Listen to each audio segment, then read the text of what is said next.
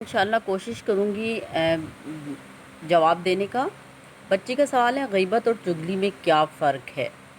एक गुनाह है गीबत और एक गुनाह है चुगली। ये दोनों गुनाह हराम है, दोनों से बचना ज़रूरी है, लेकिन इन दोनों में थोड़ा सा फ़र्क है। गीबत उसे कहते हैं किसी की पीठ पीछे उसकी इस तरह बुराई करना कि अगर इसको मालूम हो जाए तो उसको नापसंद करे। मसलन किसी शख्स में कोई ऐब है, अब हम दूसरे को जाकर बता रहे हैं कि फ़लाँ शख्स में ये ऐब है, उसका नाम गीबत है। लेकिन अगर हम किसी शख्स की बुराई इसके पीठ पीछे इस नीयत से करें ताकि दोनों में लड़ाई और बदगुमानी पैदा हो, उसको चुगली कहते हैं।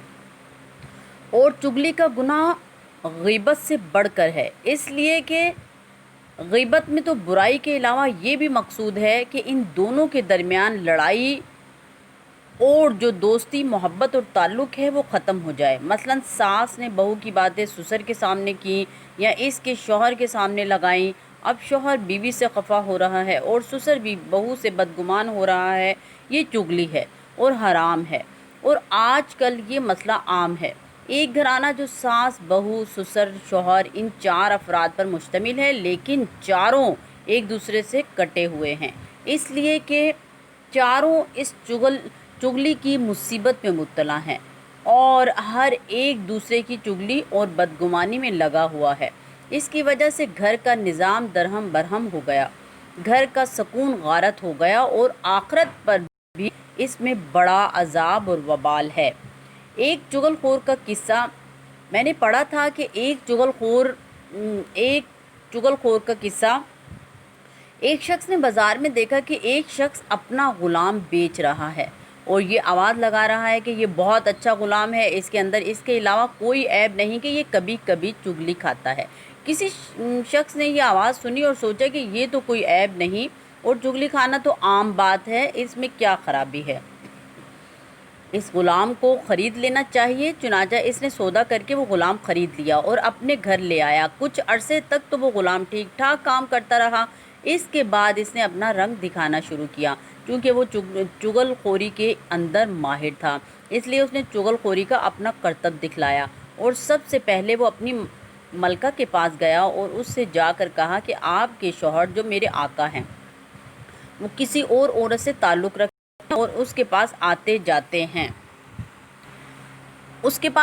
जाते हैं और अनकरीब तुझे छोड़कर वो इससे शादी कर लेंगे, और मैं तेरी खैर ख्वाही के लिए तुझे बता रहा हूँ, किसी और को मत बताना। ये बातें सुनकर वो औरत घबराई और परेशान हुई। फिर उसको ग़ुलाम ही ने परेशानी का इलाज बताया कि मुझे एक तरकीब आती है, इस पर अमल करो। ये कह के जब तुम्हारे शौहर सो जाएं तो इसकी दाढ़ी के बाल उस तरह से काट लेना, फिर देखना क्या होता है।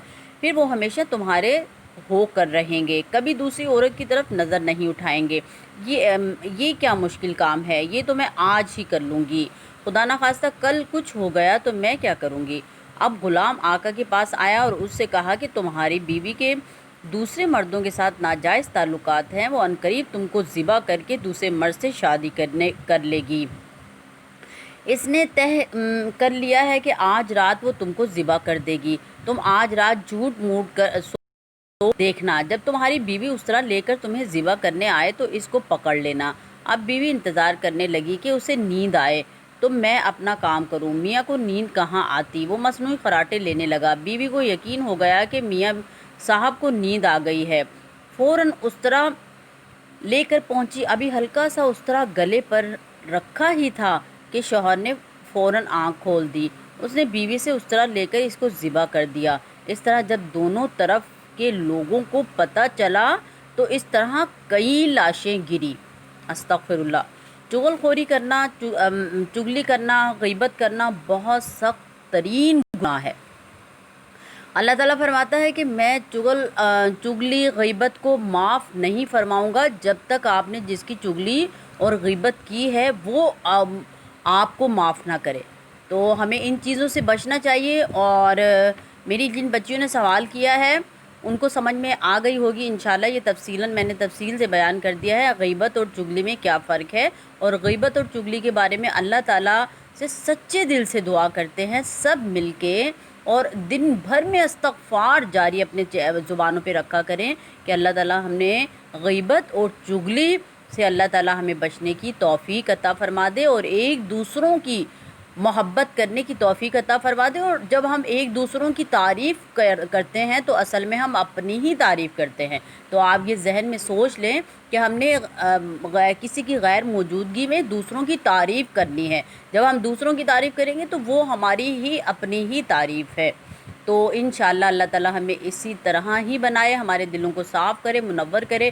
اور اس دعا کے ساتھ کہ آپ اپنا بہت خیال رکھیے گا، قرآن پاک پڑھتے رہیے گا، نمازیں پڑھتے رہیے گا، سب کو درس دیتی رہیے گا اور سب کا بہت خیال رکھیے گا۔ اس دعا کے ساتھ فی امان اللہ، السلام علیکم ورحمۃ اللہ وبرکاتہ۔